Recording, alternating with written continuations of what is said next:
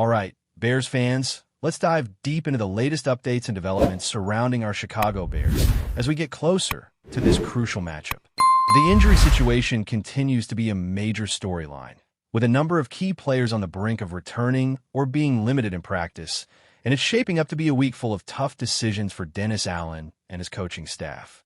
Starting with Aaron Rodgers, the spotlight is clearly on him as he continues to battle a wrist injury that has everyone questioning how much he will be able to contribute on the field.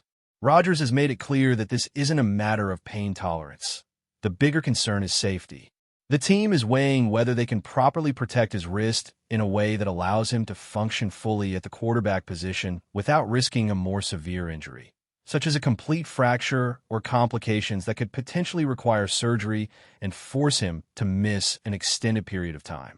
From Rodgers' perspective, the goal is to be ready and functional enough to take snaps under center, although he has mentioned that it would be more difficult than catching a snap in the shotgun formation.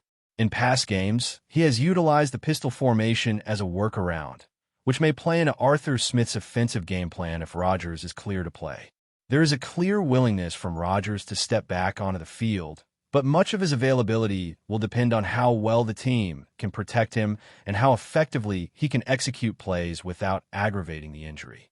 The Bears, meanwhile, are preparing as if Rodgers will play, because even a slightly limited version of the Steelers' offense with Mason Rudolph at quarterback would still require careful planning and adjustment from the defensive side.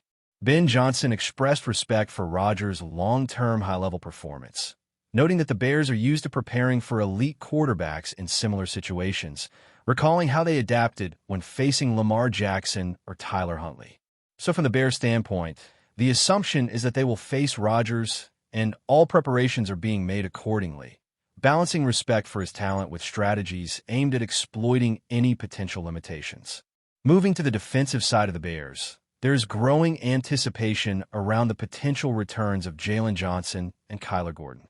Jalen Johnson has opened his practice window and has been showing positive signs in his rehabilitation process, suggesting he could return soon, but caution is advised as he must be fully healthy before being deployed in a game scenario. The same applies to Kyler Gordon, whose 21-day practice window has recently begun. If both of these players return to full health, the Bears' secondary could look extremely formidable, with a combination of experienced and talented corners ready to take the field alongside C.J. Gardner-Johnson, Tyreek Stevenson, and Nan Wright. This depth could allow for strategic rotations, potential dime packages, and flexibility in both man-to-man and zone coverage schemes. The presence of Kevin Byard and Jaquan Brisker adds further stability and versatility to the defensive backfield, making it one of the most promising units the Bears have fielded recently. That said, there are still concerns with some key defensive players. Jaquan Brisker has been limited in practice due to a shoulder injury sustained from a collision with Tyreek Stevenson, while Tremaine Edmunds has appeared on the injury report with a groin issue and did not practice, leaving uncertainty around his participation for the upcoming game. T.J. Edwards is also dealing with a hand and hamstring injury and did not participate, which is a setback given his consistent contributions when healthy.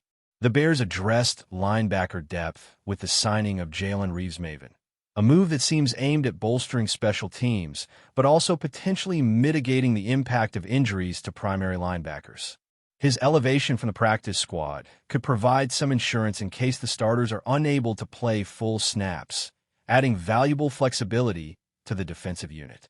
Meanwhile, several offensive players have been limited in practice this week, including Drew Dolman with a knee concern, DeAndre Swift with recurring hip and groin issues, Travis Homer with a hamstring and knee situation, and Darnell Wright managing a pectoral injury alongside his ongoing elbow concerns. Tyreek Stevenson, recovering from a prior collision, has also been limited in practice, though his participation is a positive sign. The Bears coaching staff is clearly monitoring these situations closely, aiming to balance player health with game readiness. On the Steelers' side, there are also multiple injury considerations that could influence the matchup. Aaron Rodgers did not practice, and his status over the next couple of days will be pivotal. Jaylen Warren missed practice due to an ankle injury, which is significant as he has been one of their most productive running backs this season. Alex Highsmith did not practice because of a pec issue, while TJ Watt, Cam Hayward, and John Smith were given rest days. Isaac Seamal was limited with a pec injury, and Darius Slay, returning from a concussion, is expected to be fully cleared and back in the lineup. Cole Holcomb dealt with an illness but was able to participate fully in practice. These injuries and recoveries on both sides will undoubtedly impact game planning, particularly when it comes to matchups in the trenches, pass rush situations, and the secondary. The Bears will need to carefully manage their defensive rotations and offensive schemes to exploit any potential weaknesses while protecting their own injured players. With the combination of potential returns, limited practice participants, and key players recovering, this week presents a complex puzzle for both teams as they prepare to face off, and fans can expect to see strategic adjustments, cautious rotations, and a keen focus on protecting key contributors while attempting to gain any competitive advantage. The interplay between health, readiness, and game strategy will be critical in determining the outcome, and every practice session leading up to game day could shift expectations for who will take the field and how they will perform in critical situations. Continuing with the Bears' preparations, the focus remains squarely on player health and how it will influence both the defensive and offensive schemes as they approach this pivotal matchup. Jalen Johnson and Kyler Gordon's potential returns are particularly intriguing because they could completely alter the way the Bears' secondary is deployed. If Johnson steps back into the CB1 role and Gordon returns to the lineup, the coaching staff will have a multitude of options for mixing and matching personnel, allowing for creative coverage packages, adjustments against different formations, and the ability to maintain a high level of play across multiple positions. This could also open the door for some unconventional strategies, such as placing Gardner Johnson or Gordon in the box for run support, or leveraging different combinations in nickel and dime packages to confuse opposing quarterbacks and create turnovers. The flexibility of having 6 or 7 starting caliber defensive backs could be a significant advantage, especially against a Steelers offense that may be adapting due to Rodgers' wrist injury. On that note, the Bears coaches are closely evaluating the likelihood that Rodgers can take snaps under center, as his own assessment suggests that this could be the most challenging part of his return. The team is weighing how many under center snaps they might see versus shotgun or pistol formations, knowing that any limitation could influence timing, play execution, and the overall flow of the offense. Meanwhile, on the offensive side of the Bears, the health of players like DeAndre Swift, Drew Dolman, Travis Homer, and Darnell Wright will dictate how aggressively the coaching staff can employ the run game and protect Justin Fields in the pocket. Swift's hip and groin issues, though not alarming at this stage, may limit snap counts or early down carries, while Dolman and Homer's knee and hamstring situations could impact blocking efficiency and depth in the backfield. Darnell Wright's management of both pectoral and elbow injuries underscores the delicate balance the Bears must strike between maintaining top-level performance and ensuring player longevity. Tyreek Stevenson's limited participation is another factor that could influence early game rotation, particularly if the coaching staff wants to avoid aggravating previous injuries. The interaction between health management and game strategy is especially critical given the importance of maintaining consistency in the trenches and protecting the quarterback while also capitalizing on defensive opportunities. On the Steelers' side, the uncertainty surrounding Rodgers, Jaylen Warren, Alex Highsmith, and others adds layers of complexity to the game plan. Rodgers' ability to participate fully or partially will determine how the Bears approach their defensive reads, blitz packages, and secondary assignments. Jaylen Warren's absence or limitation could shift focus to other backs like Kenneth Gainwell, potentially altering the tempo and style of the running game. Highsmith's pec injury limits one of their strongest pass rushers, which could open lanes for Fields to exploit and provide opportunities for quick passes, screen plays, and outside runs. TJ Watt, Cam Hayward, and John Smith's rest days might seem minor on paper, but veteran presence and situational awareness are critical in high-pressure moments, especially in the late stages of a playoff race, where every game carries heightened stakes. Isaac Seamal's limited participation and Darius Slay's return from a concussion further emphasize how the Steelers will need to carefully manage personnel to avoid setbacks while maintaining competitive intensity. This matchup is shaping up to be a chess game between two coaching staffs who must constantly adjust to injury realities while still executing at a high level. The interplay of health, readiness, and situational awareness will likely determine how rotations are handled, which players are targeted for specific matchups, and how each team chooses to dictate the pace of play. The Bears, in particular, will need to be strategic about when and how they use their returning players, ensuring that both Johnson and Gordon are given opportunities to impact the game without being overexposed, while also maintaining effective coverage from remaining starters like C.J. Gardner-Johnson, Nan Wright, Kevin Byard, and Jaquan Brisker. On offense, the Bears must remain flexible in their scheme, adjusting run-pass ratios and leveraging Justin Fields' dual-threat capabilities while protecting him against potential pressure from Steelers' front that may be adjusting to injury limitations. Similarly, the Steelers must calibrate their play calling around Rodgers' availability, weighing the risks of under-center snaps against the effectiveness of shotgun and pistol formations, and making sure their backup options, such as Mason Rudolph, are prepared to step in seamlessly if necessary. The overarching theme this week is preparation under uncertainty. Every practice, every limited snap, and every recovery milestone will be analyzed to ensure that players are ready to perform at their best while minimizing risk.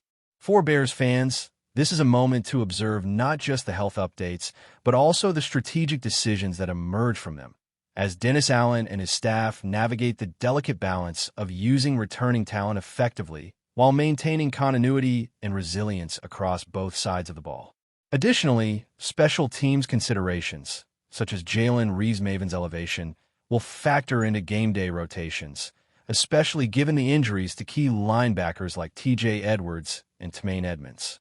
Reeves-Maven's potential contributions, particularly on coverage units and situational plays, could provide the Bears with added flexibility, allowing them to rotate healthier starters into more critical roles while keeping fresh legs in pivotal moments. The cumulative effect of all these factors, returning secondary players, limited participation from both offense and defense, and strategic adjustment for key injuries on the Steelers' side, is shaping up to create a matchup defined by adaptability, depth, and precise execution. Fans can expect that the game plan for each team will be dynamic, shifting from practice session to practice session as more clarity emerges around player health and readiness. The Bears' ability to integrate returning players, manage limited participants, and exploit opponent vulnerabilities while mitigating their own risks could be a decisive factor in the outcome. Similarly, the Steelers will have to adapt their offensive strategy to the condition of Aaron Rodgers and other key contributors, ensuring that their approach balances caution with the need to maintain competitiveness in a tight playoff race. Before we continue, don't forget to subscribe to our channel and give this video a like. Your support helps us keep bringing you the latest updates on our Chicago Bears. And don't be shy.